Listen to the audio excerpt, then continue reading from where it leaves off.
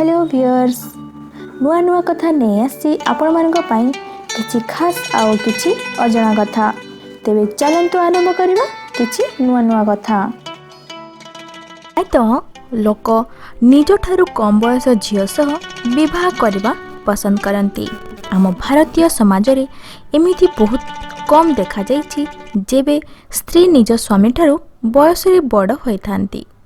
आज आम आपण को एमिति किछि कहबाकू जाउछु जहा परे पुओ निज ठारू बड़ झील सह विवाह करबा पई इच्छा करिवे एवं यह उचित मध्य। चाणक्यଙ୍କ नीति अनुଯାयी मध्य बयस रे बड़ महिला सह विवाह कले बहुत लाभ प्राप्त होइथाय।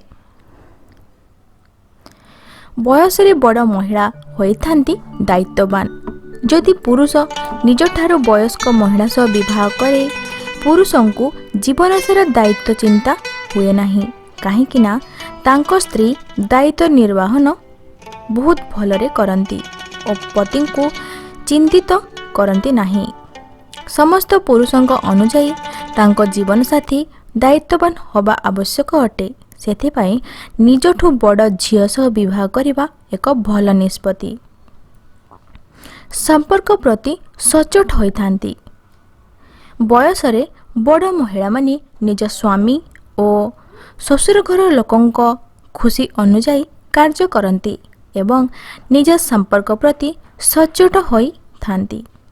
एही प्रकार महिला माने निज संपर्क को सर्वोपरि मानती एवं निज लोकंक पई सब करिया पई तत्पर थांती। बयस रे बड़ महिला माने आत्मनिर्भर होइथांती।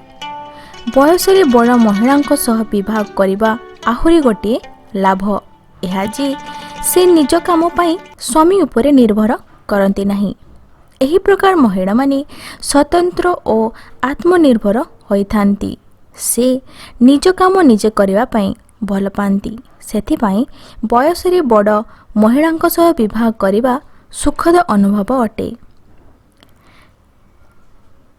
तेबे जदि आपण भी आगरु भाबुथिले कि बयस रे बड़ नारी को विवाह करिबा ठीक नुहे तेबे एही वीडियो आपण देखि जानि पारुथिबे यह ठीक ना भूल। आशा करूछि ए छोट वीडियो आपण मानको पसंद आस्थिबो।